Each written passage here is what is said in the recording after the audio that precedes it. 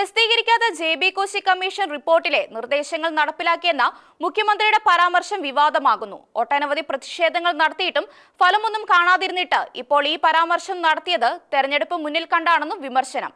മുഖ്യമന്ത്രിയുടേത് നികൃഷ്ടമായ നിലപാടാണെന്ന് പാലക്കാട് രൂപത farmers association coordinator father Sajeek Vattukalathil പറഞ്ഞു.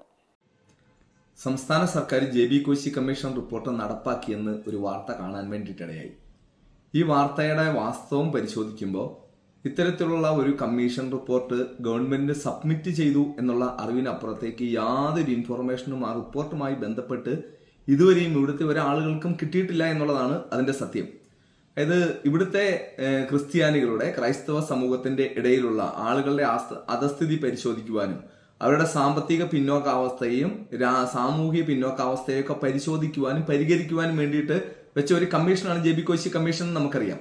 ആ കമ്മീഷൻ ഈ റിപ്പോർട്ട് ഗവൺമെന്റിന് സമർപ്പിച്ചതിന് ശേഷം ഇതുവരെയും ആ റിപ്പോർട്ടുമായി ബന്ധപ്പെട്ട് യാതൊരു കാര്യത്തെക്കുറിച്ചും സംസാരിക്കാതെ ഇരുന്ന സർക്കാർ ഇപ്പൊ ഈ ഇലക്ഷന്റെ ബ്രിമ്മിലെത്തി നിൽക്കുമ്പോൾ അതിൻ്റെ അകത്ത് 220 നിർദ്ദേശങ്ങൾ നടപ്പാക്കിയെന്നും 7 ഡിപ്പാർട്ട്മെന്റ് ആ കമ്മീഷന്റെ നിർദ്ദേശങ്ങൾ പൂർണ്ണമായും നടപ്പാക്കിയെന്നും അത് ഇംപ്ലിമെന്റ് ചെയ്തു എന്നൊക്കെ ഒരു മുഖ്യമന്ത്രി വന്ന് പറയുമ്പോൾ ആ മുഖ്യമന്ത്രി ഈ സമൂഹത്തെ, പ്രത്യേകിച്ച് ഇവിടുത്തെ ക്രൈസ്തവ സമൂഹത്തെ എത്ര ഗൗരവമില്ലാതെയാണ് കാണുന്നത് എന്നുള്ളതിന്റെ ഒരു നേർസാക്ഷ്യമാണത്.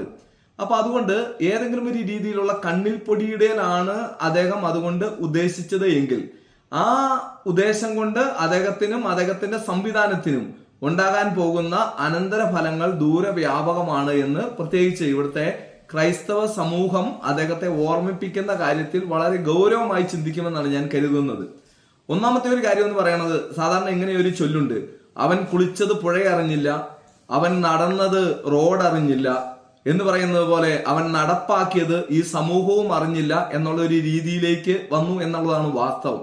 ഈ കമ്മീഷന്റെ റിപ്പോർട്ട് നടപ്പാക്കണമെന്ന് പറഞ്ഞാണ് ഏതാനും മാസങ്ങൾക്ക് മുൻപ് കാസർഗോഡ് മുതൽ തിരുവനന്തപുരം വരെ, അതായത് മുഖ്യമന്ത്രിയുടെ ആസ്ഥാന കാര്യാലയം ഇരിക്കുന്ന സ്ഥലത്തേക്ക് ഇവിടുത്തെ കത്തോലിക്ക കോൺഗ്രസിന്റെ നേതൃത്വത്തിൽ വലിയൊരു ജാഥ നടക്കുകയും ഇതിന്റെ ആവശ്യങ്ങളെക്കുറിച്ച് ജനങ്ങളെ ബോധവൽക്കരിക്കുകയും ഇത് നടപ്പാക്കുന്നതിന് വേണ്ടി പ്രഷർ ചെലുത്തുകയൊക്കെ ചെയ്തിട്ട് ഏതാനും നാളുകൾ മാത്രമേ ആയിട്ടുള്ളൂ.